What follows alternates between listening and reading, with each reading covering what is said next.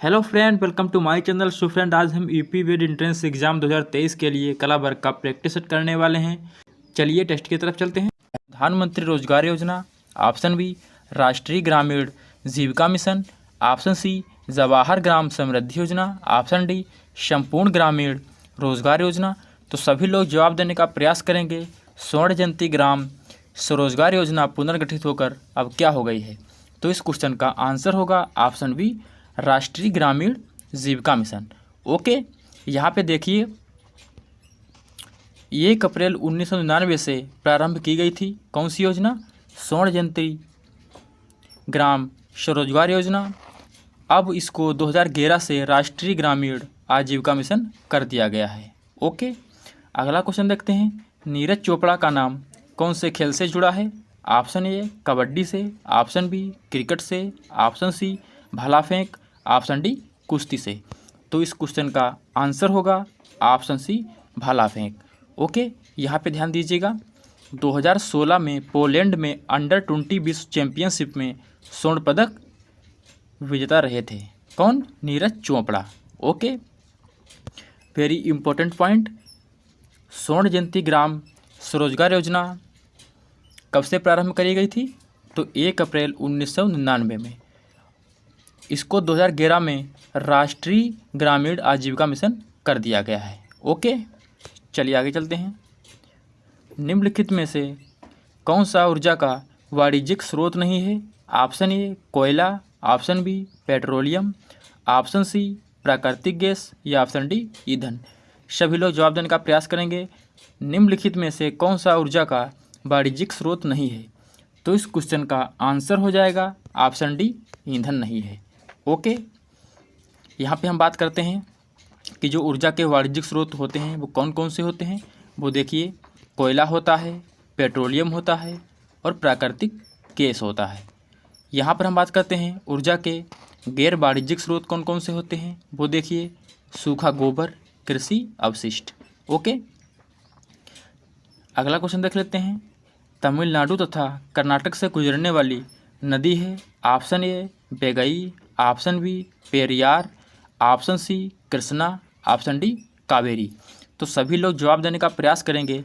तमिलनाडु तथा कर्नाटक से गुजरने वाली नदी है, तो इस क्वेश्चन का आंसर हो जाएगा ऑप्शन डी कावेरी नदी। ओके, यहाँ पे देखिए, इस नदी का उद्गम कर्नाटक के ब्रह्मगिरी पहाड़ी से होता है। ओके, इसकी लंबाई लगभग 800 किलोमीटर है। किस नदी की? कावेरी की। ओके, यहाँ पे हम देख लेते हैं कि ऊर्जा के जो वाणिज्यिक स्रोत होते हैं वो कौन कौन से होते हैं। कोयला हो गया, पेट्रोलियम हो गया, प्राकृतिक गैस हो गई।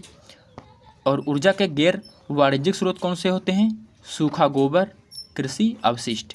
ओके, और तमिलनाडु तथा कर्नाटक से गुजरने वाली नदी कौन सी है? कावेरी नदी। इसकी लंबाई लगभग 800 किलोमीटर है। क्लियर? चलिए आगे चलते हैं। टाओवाद दर्शन और धार्मिक आस्था की एक प्राचीन परंपरा है जो निम्नलिखित में से किसके गहरे रूप से जुड़ी हुई है? ऑप्शन ए ताइवानी प्रथा और विश्व दृष्टि, ऑप्शन बी चीनी प्रथा और विश्व दृष्टि, ऑप्शन सी जापानी प्रथा और विश्व दृष्टि, ऑप्शन डी वियतनामी प्रथा और विश्व दृष्टि। तो सभी लोग जवाब देने का प्रयास करेंगे क्वेश्चन नंबर 55 का। तो इस क्वेश्चन का आंसर हो जाएगा ऑप्शन बी चीनी प्रथा और विश्व दृष्टि। क्लियर? अगला क्वेश्चन देखते हैं। मनुष्यों में निम्नलिखित में से कौन सा आपातकालीन हार्मोन्स है?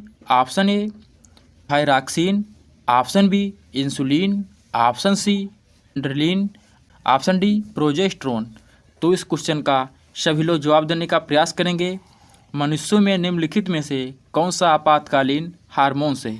तो इस क्वेश्चन का आंसर हो जाएगा ऑप्शन सी। क्लियर? चलिए आगे चलते हैं। ध्वनि तरंगों से कौन सा शब्द जुड़ा हुआ नहीं है? Option A hertz, option B decibel, option C candela, option D Mach. तो सभी लोग जवाब देने का प्रयास करेंगे।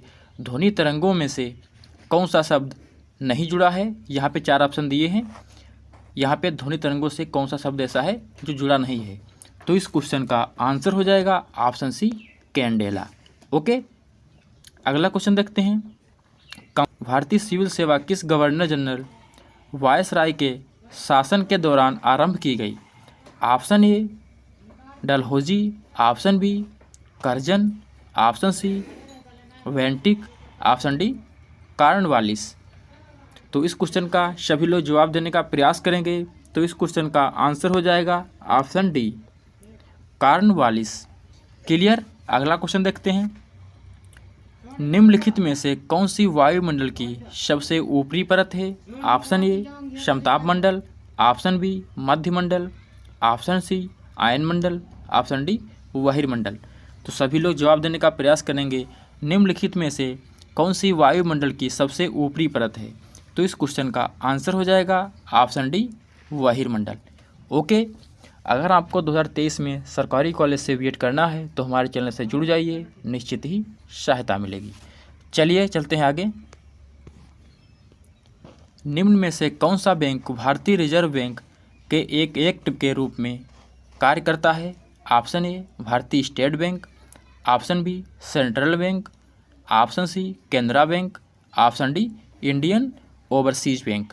तो सभी लोग जवाब देने का प्रयास करेंगे। क्वेश्चन नंबर 61 का निम्न में से कौन सा बैंक भारतीय रिजर्व बैंक के एक एजेंट के रूप में कार्य करता है? तो इस क्वेश्चन का आंसर हो जाएगा ऑप्शन ए भारतीय स्टेट बैंक। क्लियर। चलिए आगे चलते हैं।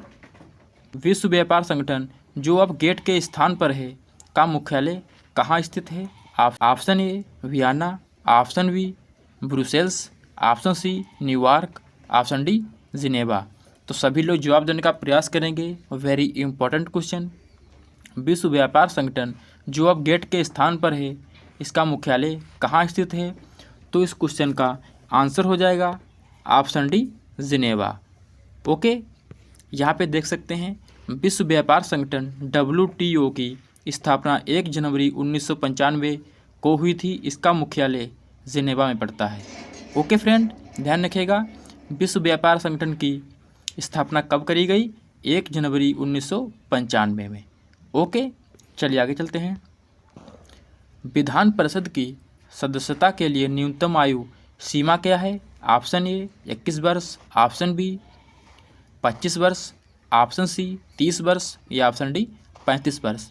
सभी लोग जवाब देने का प्रयास करेंगे। विधान परिषद की सदस्यता के लिए न्यूनतम आयु क्या है? तो इस क्वेश्चन का आंसर हो जाएगा ऑप्शन सी 30 वर्ष। ओके। अगला क्वेश्चन। बांग्लादेश का राष्ट्रीय गान आमार सोनार बांग्ला किसने लिखा था? ऑप्शन ए रविंद्रनाथ टैगोर ने, option B Sarojini Naidu, option C Kazi Nazrul Islam, option D Taslima Nasrin. तो सभी लोग जवाब देने का प्रयास करेंगे। बांग्लादेश का राष्ट्रीय गान आमार सोनार बांग्ला किसने लिखा था? तो इस क्वेश्चन का आंसर हो जाएगा option A Rabindranath Tagore. Okay friend, ध्यान रखिएगा विधान परिषद की सदस्यता के लिए न्यूनतम आयु कितनी है? 30 वर्ष। ओके। चलिए आगे चलते हैं। भारत में लाख का सबसे अधिक उत्पादन कहाँ होता है? ऑप्शन ए छत्तीसगढ़ में, ऑप्शन बी झारखंड में, ऑप्शन सी पश्चिम बंगाल में या ऑप्शन डी गुजरात में। तो सभी लोग जवाब देने का प्रयास करेंगे। भारत में लाख का सबसे अधिक उत्पादन कहाँ होता है?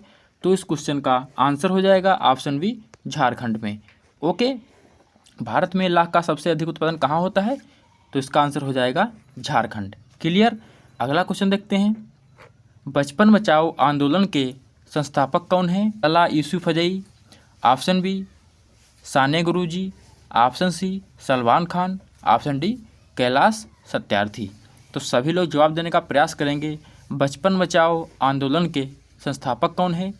तो इस क्वेश्चन का आंसर हो जाएगा option D Kailash Satyarthi. Okay.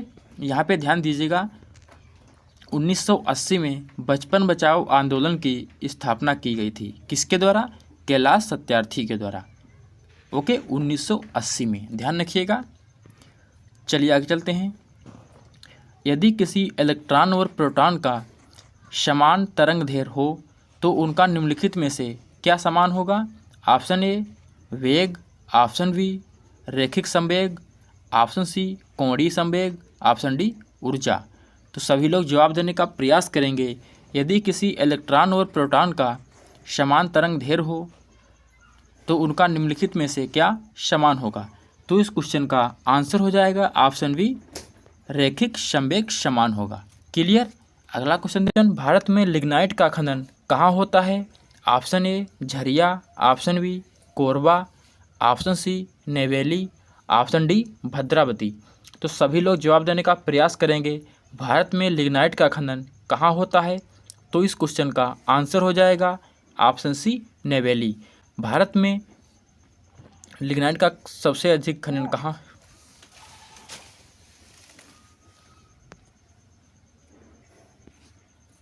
अगला क्वेश्चन, निम्नलिखित में से कौन उष्णकटिबंधीय पतझड़ी पौधा है जो दक्कन के पठार की विशेषता है?